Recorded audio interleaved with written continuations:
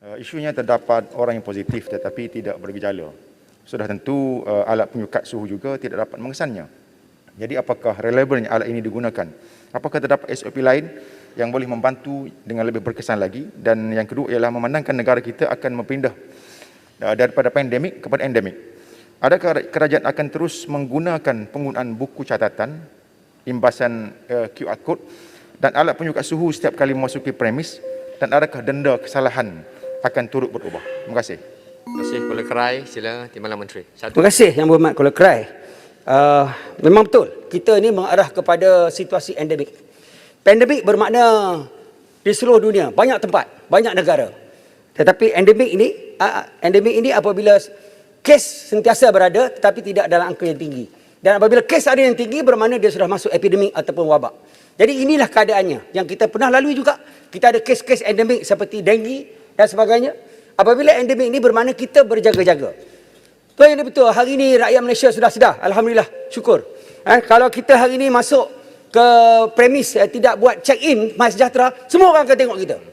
Semua orang akan tengok kita. Semua akan tahu, kau tak check-in lagi. Kau tak check-in lagi. Sebab apa? Kita telah buat benda ni berulang kali. Dia dah jadi habit, dia dah terbenam dalam minda kita dan dah jadi norma dalam kehidupan kita. Jadi insyaAllah, saya yakin dengan catatan MySejahtera yang saya tengok, 27.7 juta users dengan 25 juta premis telah didaftarkan dan 25.8 juta average check-in setiap hari dan total check-in berjumlah 8.2 bilion.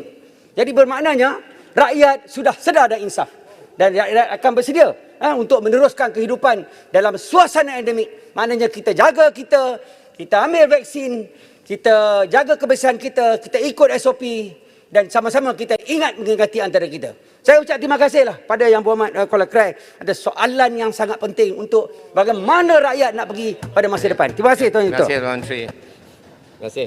Ya, sila Kubang Pasu soalan tambahan kedua. Terima kasih Tuan Yang di-Pertua. Memang soalan sangat bagus tapi saya tak nampak pun jawapan yang diberikan kepada soalan tersebut. Saya nak tanya Bagan Serai, di mana-mana pun kita pergi sekarang ni, mereka masih lagi mencatatkan, terdapat segelintir yang masih lagi mencatat menggunakan buku. Jadi saya nak tanya, setakat yang kita dah berlalu sekian lama ni, berapa peratus kes yang kita dapat kesan ataupun contact tracing dan sebagainya menggunakan buku ni? Sebab saya setuju dengan Kuala Krai tadi. Kalau sebenarnya tulis tu nak bagi jadi prosedur saja tapi tidak ada maknanya follow up yang dibuat oleh KKM dan kita tahu bahawa nak follow up dengan buku-buku yang ada banyak ni pun nak go through satu-satu memang ambil masa. Jadi kalau dia tidak memberikan kesan, apakah kita nak teruskan dengan perkara ni? Minta jawapan daripada Bagan Serai. Terima kasih Kubang Pasu. Masih betul. Panjang soalan tu. Tadi jawapan tadi sebab endemik tu. Endemik telah menenggelamkan soalan-soalan yang lain. Jadi kalau tempat tak ada internet, memang kita perlu pada buku.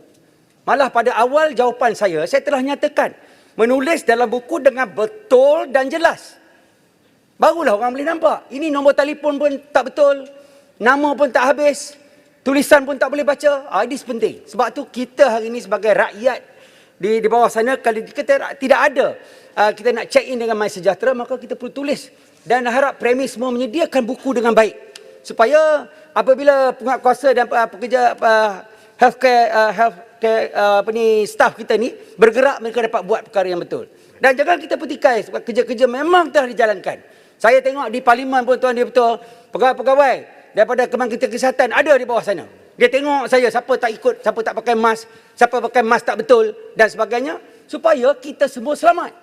Jadi ini Kubang Pasu, MySejahtera kita boleh check in tapi tulis dalam buku boleh juga kita amalkan dengan baik insya-Allah. Terima kasih Menteri. Terima kasih.